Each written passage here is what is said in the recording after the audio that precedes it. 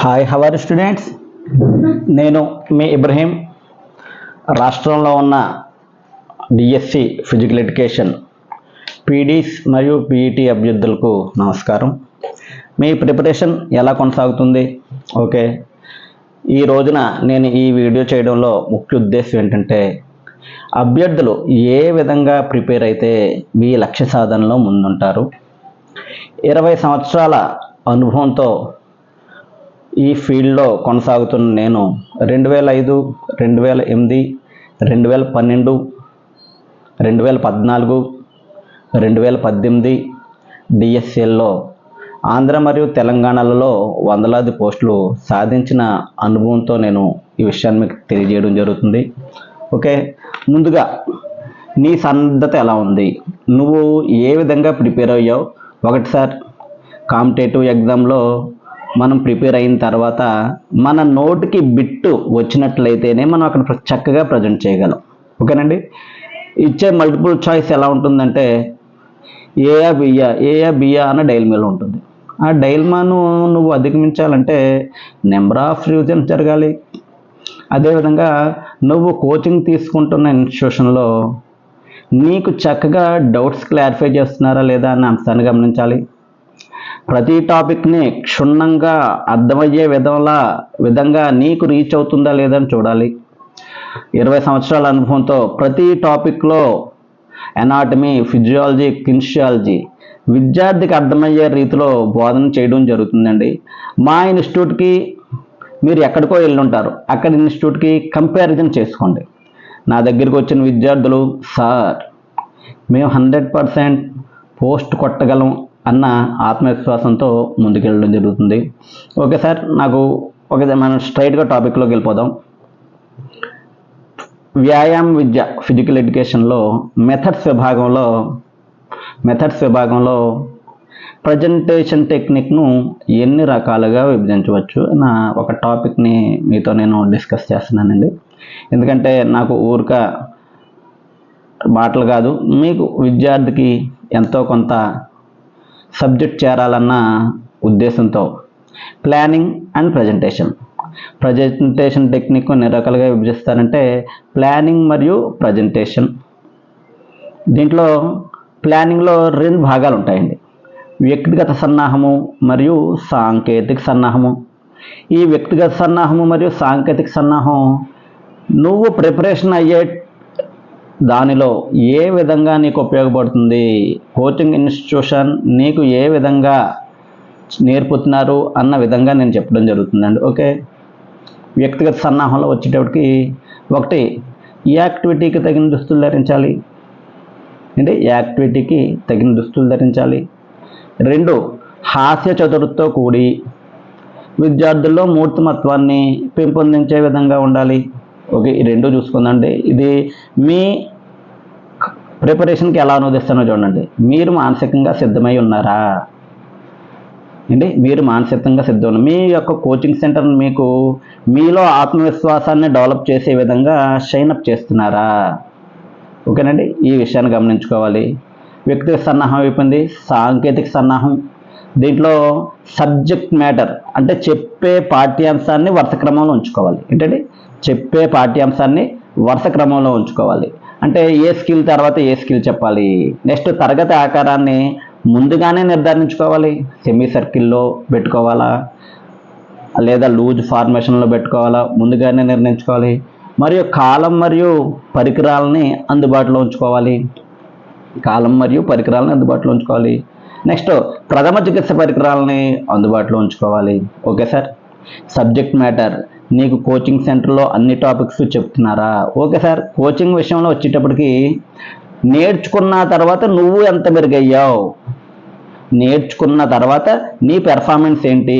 నా దగ్గరికి వచ్చిన విద్యార్థులకి చక్కగా బోధించి చెప్పడం జరిగిందండి. వెళ్ళేటప్పుడు, సార్ మేము చక్కగా ఉద్యోగం సాధిస్తాం సార్, మీరు ఆ విధంగా మాకు సబ్జెక్ట్ నేర్పారు, అదేవిధంగా మాలో ఆత్మవిశ్వాసాన్ని నింపారని చెప్పడం జరిగిందండి. ఓకే, బేరీజ్ వేసుకోవాలి సార్.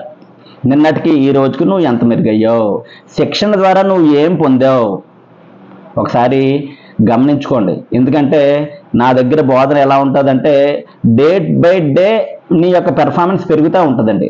ఓకేనండి.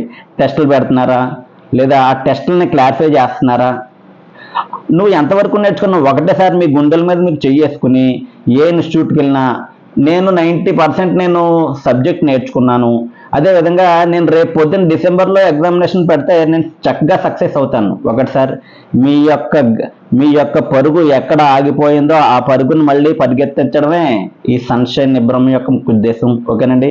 మీ పరుగును మళ్ళీ కొనసాగించడమే. వెళ్ళండి, చూసుకోండి, మా ఇన్స్టిట్యూట్కి బయట ఇన్స్టిట్యూట్కి కంపేర్ చేసుకోండి. నేను దగ్గర మీతో 5,000 బిట్లు డ్రిల్లింగ్ చేస్తాను. ఓకేనండి. 20 సంవత్సరాల అనుభవంతో ఏ బిట్ ఎక్కడి నుంచి వస్తుందన్న విషయం నాకు తెలుసు. వందలాది మంది సార్, వందలాది మంది ఆంధ్ర తెలంగాణలో నా చేతుల మీదుగా వ్యాయామోపాధ్యాయులుగా తయారయ్యారు. ఓకే, కావాలంటే ప్రతి జిల్లాలో మీరు వాకప్ చేసుకోవచ్చు. నేను యూట్యూబ్లోకి రావడం కొత్తే కానీ నేను కోచింగ్ చెప్పడం మాత్రం 2005 నుంచి చెప్పడం జరుగుతుందండి. ఓకే, మీ పరుగు ఎక్కడ ఆగిపోయిందో అక్కడి నుంచి మీ పరుగును మొదలెట్టండి. మీ ఉద్యోగం మీ ద్వారా నేను కొట్టిస్తాను. ఇంకోటండి, మహిళా అభ్యర్థులకు ఒక విన్నపం. మా ఇన్స్టిట్యూట్లో మహిళలకు ఎటువంటి ఇబ్బంది లేకుండా కోచింగ్ సెంటర్ పక్కనే మీకు హాస్టల్ వసతి కలదు. మా ఇంట్లో ఏ ఫుడ్ అయితే ఉందో మెస్, అదే ఫుడ్ మెస్లో కూడా ఏర్పాటు చేయడం జరుగుతుందండి. నెక్స్ట్, మహిళా అభ్యర్థులకు పూర్తి సెక్యూరిటీతో, ఎందుకంటే మీరు 1/2 కిలోమీటర్ నడిచి వెళ్ళాల్సిన పని లేదు. 2 స్టెప్పులు వేసిన వెంటనే మీరు కోచింగ్ ఇన్స్టిట్యూట్లోకి వెళ్ళిపోతారు. అదేవిధంగా 2 స్టెప్పులు వేసిన వెంటనే జస్ట్ పక్క బిల్డింగ్లోనే మీకు వసతి ఏర్పాటు చేయడం జరిగిందండి. మహిళా అభ్యర్థులు ఈ విషయంలో ఎటువంటి అపోహలు చెందవద్దు. మా ఇంట్లో పిల్లల్లాగే మిమ్మల్ని చూసుకోవడం జరుగుతుందండి. ఆడపిల్లల విషయంలో పూర్తి కేర్గా మేము విద్యార్థుల్ని చాలా కేర్ఫుల్గా చూసుకోవడం జరుగుతుంది సార్. ఓకే, కొత్త సిలబస్, కొత్త టాపిక్ని ఎలా ఫేస్ చేయాలి? ముందు మనం పాత టాపిక్లో మీకు అన్నీ వచ్చాయా లేదో ఒకసారి రూఢి చేసుకోవాలి. Sports training, sports medicine, sports psychology, ఏంటండి, స్టాటిస్టిక్స్, రీసెర్చ్, వెల్నెస్, రిక్రియేషన్. ఒక విషయం సార్, నేను మొన్న చెప్పిన టాపిక్స్ నుంచి తెలంగాణ డిఎస్సిలో మ్యాక్సిమం నేను చెప్పిన బిట్లే రావడం జరిగింది. కాబట్టి తెలివైన విద్యార్థులు ఈ విషయాన్ని గమనించుకోండి. ఈ విధంగా సన్నద్ధం అవ్వాలి. టాపిక్ని కూలంకుషంగా చెప్పే వాళ్ళ దగ్గర మీరు నేర్చుకోవాలి. Okay sir.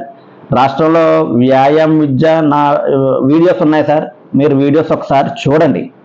నా అంత క్లియర్ కట్ క్లారిటీగా విద్యార్థికి అర్థమయ్యే విధంగా అందరూ చెప్తారు సార్. ఓకే, మీకు మార్గదర్శకత్వాన్ని, ఒక మార్గాన్ని అందించడమే సన్షైన్ యొక్క ముఖ్య ఉద్దేశం. అందరూ చదువుతారు, అందరికి ఉద్యోగాలు ఎందుకు రావు?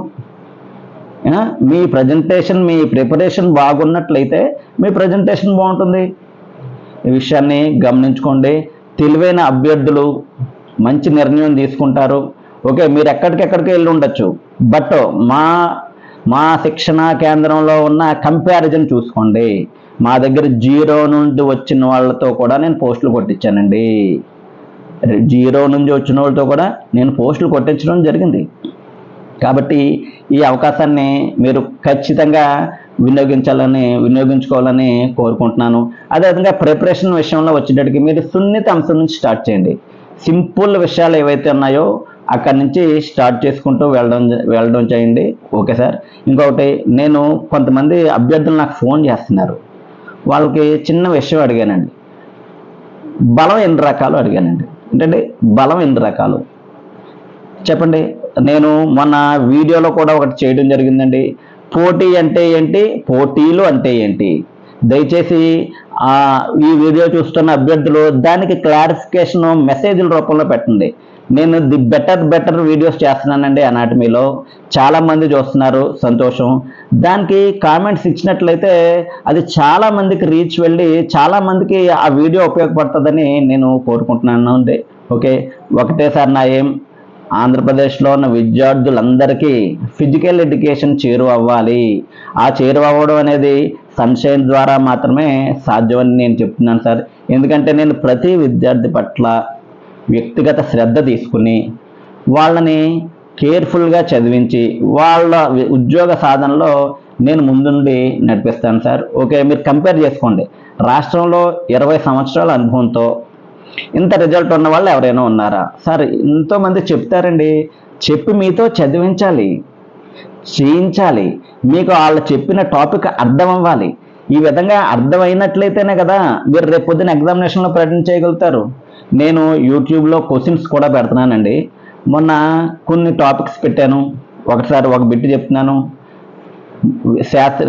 వ్యాయామ విద్య పాఠ్య ప్రణాళికను శాస్త్రీయబద్ధంగా మొట్టమొదటిసారిగా వివరించిన వాడు ఎవరంటే జల్మార్లింగ్. ఈ జల్మార్లింగ్ ఎవరు అనుకుంటున్నారు? ఈ జల్మార్లింగ్ అనే ఆయన పెర్హెన్రిక్ లింగ్ యొక్క కుమారుడు. అసలు ఈ పెర్హెన్రిక్ లింగ్ ఎవరు? స్వీడన్ వ్యాయామ విద్య పితామహుడు. ఏంటండి? స్వీడన్ వ్యాయామ విద్య పితామహుడు. మళ్ళీ యూట్యూబ్లో నేను ఇంకో బిట్ ఇవ్వడం జరిగిందండి.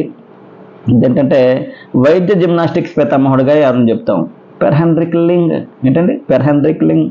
అదేవిధంగా యూట్యూబ్లో నేను కామెంట్స్లో కమ్యూనిటీలో పెట్టడం జరిగింది. అదేంటంటే నార్మన్ ప్రిచర్డ్. ఏంటంటే నార్మన్ ప్రిచర్డ్. అవిభక్త భారతదేశంలో ఆంగ్లో ఇండియన్ అయిన నార్మన్ ప్రిచర్డ్ 2 ఒలింపిక్ పథకాలు సాధించారు. దాన్ని మనం పథకంగా పరిగణించవచ్చా లేదా అని చెప్పారండి. దాంట్లో చాలామంది 81% వరకు రాంగ్ పెట్టారండి. ఒకటి సార్, ఏ ఎగ్జామినేషన్ అయినా ప్రాథమిక మూలాలు చక్కగా తెలుసుకుని మనం ఎగ్జామినేషన్కి వెళ్ళాలి. ఈ ఈ ప్రాథమిక అంశాలు లేదా రేపు పొద్దున ఎగ్జామినేషన్లో ఏ రకమైనటువంటి ట్విస్ట్ ఎలా ఇస్తాడు అనేది మీరు గమనించకపోతే రేపు పొద్దున ఇదే బిట్ ఇచ్చినట్లయితే మీరు ఏ విధంగా ప్రజెంట్ చేస్తారు? గమనించుకోండి అభ్యర్థులారా. ఈ సువర్ణ అవకాశం మీకు సన్షైన్ ద్వారానే సాధ్యం. ఒకసారి నేను హామీ ఇస్తున్నాను, మీరు నా దగ్గర శిక్షణ పొందినట్లయితే 100% సబ్జెక్ట్ నేర్పి మీతో పోస్ట్ కొట్టిస్తాను. ఈ విధంగా ఎవరైనా మీకు హామీ ఇవ్వగలరా? ఏంటంటే ఈ విధంగా మీకు ఎవరైనా హామీ ఇవ్వగలరా? ఒకసారి ఆలోచించుకోండి. ఎందుకంటే నేను ప్రతి విద్యార్థి పట్ల వ్యక్తిగత శ్రద్ధతో వాళ్ళ యొక్క మానసిక అంటే అతని యొక్క ఇంటెలెక్చువల్ ఏంటండి అతని మైండ్ సెట్కి ఆధారంగా నేను బోధించడం జరుగుతుందండి. కాబట్టి అతని మైండ్ సెట్ని 0 లెవెల్ నుంచి గ్రాడ్యువల్గా పెంచుకుంటూ వెళ్తానండి. అటువంటిప్పుడు వాళ్ళు కాకపోతే ఎవరు విజయం సాధిస్తారు sir? Okay sir, thank you. ఈ విజయ సాధనలో ఏదైనా విజయం సాధించాలంటే మీకు సన్షైన్ ద్వారా మాత్రమే సాధ్యం. ఓకేనండి. మా యొక్క గత రిజల్ట్ చూసుకోండి. 20 సంవత్సరాల నుండి కంటిన్యూస్గా ఎవరు చెప్తున్నారు, ఎవరి దగ్గర అనుభవం బాగా ఉంది అని మీరు బేరీజు వేసుకున్న తర్వాత ఒక చదవడం అందరూ చదువుతారు సార్. దానికి ఒక ప్రాపర్ ప్రణాళిక ప్రకారం ఎవరైతే చదివారో వాళ్ళే విన్ అవ్వగలుగుతారు. Okay sir, thank you.